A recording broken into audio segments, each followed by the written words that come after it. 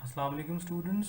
Today we would be starting our third chapter for geography class 6 and that is earth as a home for human beings. इंसान के लिए ज़मीन एक घर है. हमारा इंट्रोडक्शन है the safe and secure place for a man to live is his home. इंसान के लिए सबसे सेफ और सिक्योर जगह उसका घर होता है और घर एक ऐसी जगह होती है जहाँ पे बेहतरीन एनवायरनमेंट उसको मिलता है, उसको एक आसान और सही जीने वाली उसको ज़िंदगी भी वहाँ पे मिलती है. Earth is also the home of human beings. इंसान के लिए अर्थ जो है वो भी घर की तरह है और घर है जिस पे वो रह रहा होता है, उसके लिए सेफ़ है और सिक्योर जगह है. यहाँ पे इन्होंने एक मॉडल बनाया है जिसके अंदर नेचुरल एनवायरनमेंट के 4 कंपोनेंट्स दिखाए गए हैं. पहला है फिज़िकल लैंडस्केप. फिज़िकल लैंडस्केप कहते हैं वो ज़मीन या वो लैंडस्केप जो बज़ाहिर आप अपनी आंखों से देख सकें, जो फिज़िकली नज़र आए. जैसे फॉर एग्जांपल आपका माउंटेनियस रीजन्स, माउंटेन्स, वहाँ पे भी लोग रहते हैं, वो एक लैंडस्केप है. डेजर्ट में भी कुछ लोग रहते हैं, प्लांटेशन भी होती है वहाँ पे, वेजिटेशन भी होती है, तो वो भी एक लैंडस्केप है. इसी तरह प्लेन, जो मैक्सिमम 80% ऑफ द अर्थ जो प्लेन है, जहाँ पे हम लोग इंसान तमाम लोग रहते हैं, और उस प्लेन में डेफिनेटली ये तमाम शहर हमारे कंट्रीज शामिल है, तो ये भी एक लैंडस्केप है. इसके बाद आता है क्लाइमेट.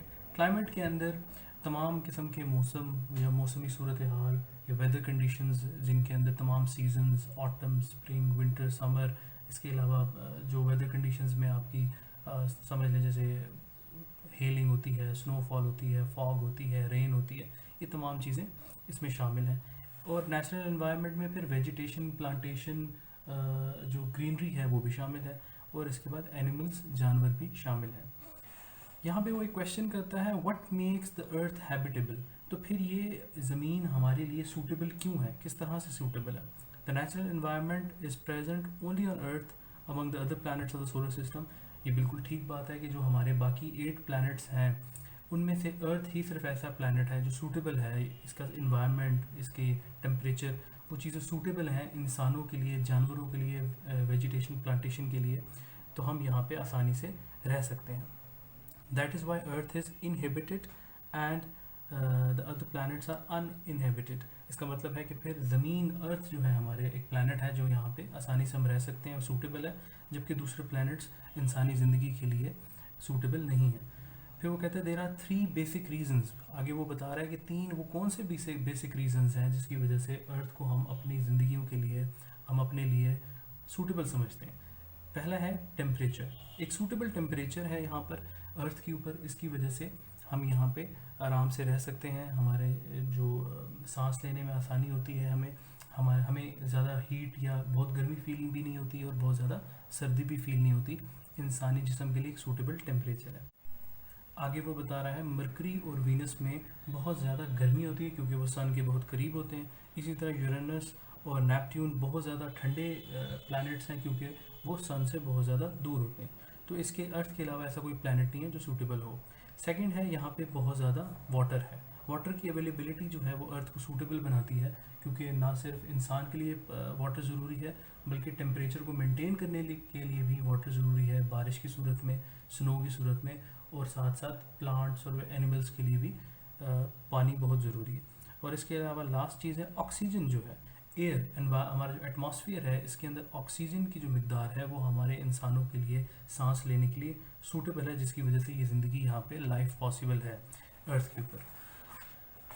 तो हमने पढ़ना है ये नेचुरल स्फीयर्स ऑफ अर्थ क्या होते हैं.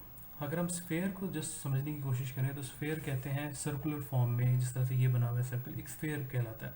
और स्फेयर हम इसलिए टर्म ज़्यादा यूज़ करते हैं क्योंकि हम ग्लोब, अर्थ की बात करें, अर्थ भी एक स्फेयर की फॉर्म में. तो earth is studied with respect to 4 spheres of natural environment: atmosphere, lithosphere, hydrosphere and biosphere. अगर मैं आपको क्विकली इसका शॉर्ट बताना चाहूँ तो एटमॉस्फेयर मीन्स एयर से related, atmo means air, litho means land से रिलेटेड, हाइड्रो मीन्स वाटर से रिलेटेड, बायो मीन्स लाइफ से रिलेटेड.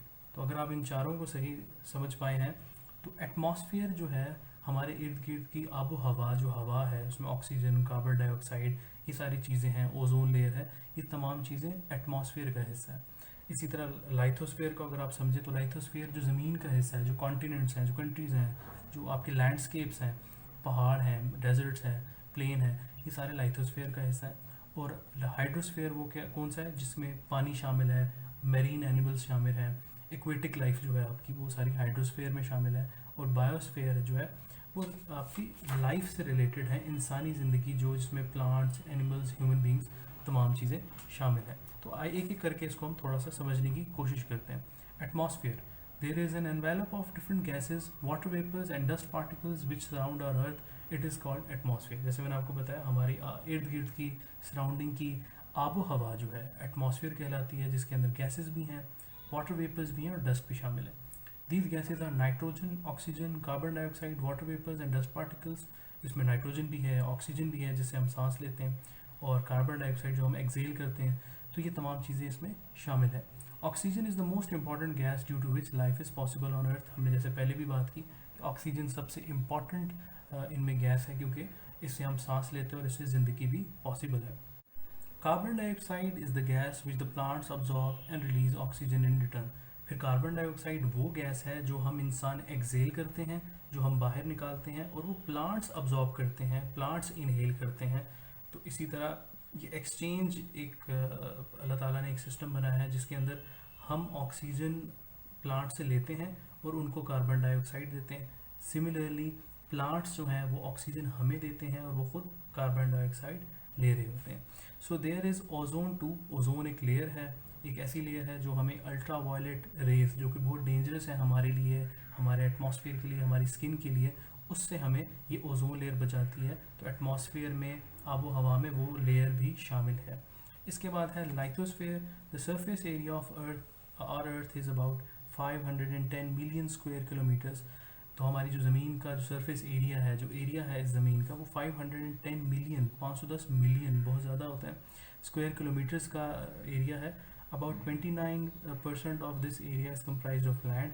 और इस एरिया में से 29% लैंड है और बाकी का जो 71% है वो वाटर पे मुहित है। तो खैर हम बात करें 29% एरिया की, क्योंकि हम लाइथोस्फेयर लैंड के हवाले से बात कर रहे हैं। So this is called lithosphere. It is the portion on which the man lives. और ये वही हिस्सा है लाइथोस्फेयर का, ज़मीन का, जिसमें हम इंसान तमाम रहते हैं।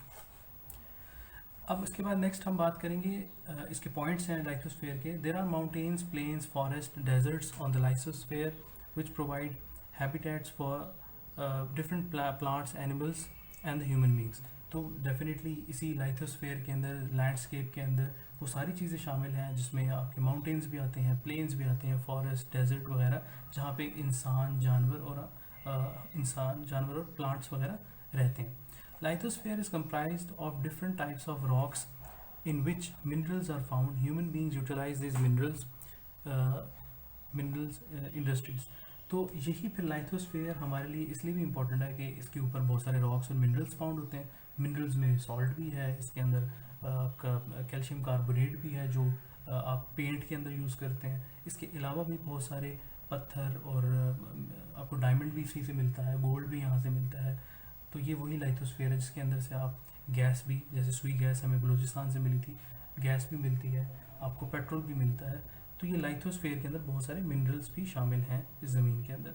There is soil on the lithosphere in which the natural vegetation flourishes and human beings grow crops. तो ये वही लाइथोस्फेयर है जिसके ऊपर सॉइल है, और वो मिट्टी है जिसके ऊपर आप आराम से अपने क्रॉप्स को ग्रो कर सकते हैं और वेजिटेशन प्लांटेशन आराम से कर सकते हैं। हाइड्रोस्फेयर इसके बाद हम पढ़ेंगे। इसके बाद क्योंकि हमने बात की थी 29% लैंड है, तो रिमेनिंग 71% वाटर है, और वाटर के हिस्से को ही हम हाइड्रोस्फेयर कहते हैं। तो about 71% of the earth surface is comprised of water in different shapes, oceans, rivers, lakes, this is called hydrosphere. तो बिल्कुल जो पानी का जो हिस्सा है ज़मीन के ऊपर वो डिफरेंट शेप्स में है, ओशियन में भी है, सी भी है, रिवर्स भी हैं, लेक्स भी हैं, पॉन्ड्स भी हैं, स्ट्रीम्स भी हैं। तो इस तरह की बहुत सारी चीज़ें हैं जिसको हम हाइड्रोस्फेयर कहते हैं। Human beings get fish from the hydrosphere. Definitely इंसानों को इस इक्वेटिक लाइफ से मछलियाँ मिलती हैं, इससे यहाँ से आपको सी फूड मिलता है। इसके अलावा पानी पीने को भी मिलता है। It is hydrosphere from where the water vapours enter the atmosphere by the process of evaporation. और यही वही हाइड्रोस्फेयर है कि पानी यहाँ से ऊपर वाटर वेपर्स की फॉर्म में जाता है, एवेपोरेट होता है, और फिर वो कंडेंस हो जाता है, और उसके बाद फिर इसी की वजह से बारिश होना शुरू हो जाती है। तो हाइड्रोस्फीयर इसलिए भी इम्पोर्टेंट है कि वो हमें बारिश भी प्रोवाइड करता है, जिससे टेम्परेचर भी हमारा अर्थ का ठीक रहता है। और लास्ट में है biosphere. It is the sphere of life comprised of plants, animals and the human beings. It is dependent upon the other 3 spheres. और ये बायोस्फीयर वो स्फीयर है जो बाकी 3 स्फीयर्स पे डिपेंड कर रहा होता है। बायोस्फीयर में इंसान शामिल हैं, प्लांट शामिल हैं, ह्यूमन बींग शामिल है। बेसिकली जो ज़िंदगी है इंसान की, या जो आप देखिए प्लांट्स, एनिमल्स, ये चीज़ें हैं, तो ये बाकी तीनों पे डिपेंड कर रही होती है। ज़ाहिर है पानी पे डिपेंड करेगा इंसान या जानवर या प्लांट्स, इसी के साथ एटमॉस्फेयर एयर पे अपने डिपेंड करेगा, साथ में लाइथोस्फेयर ज़मीन पे भी डिपेंड कर रहा होता है।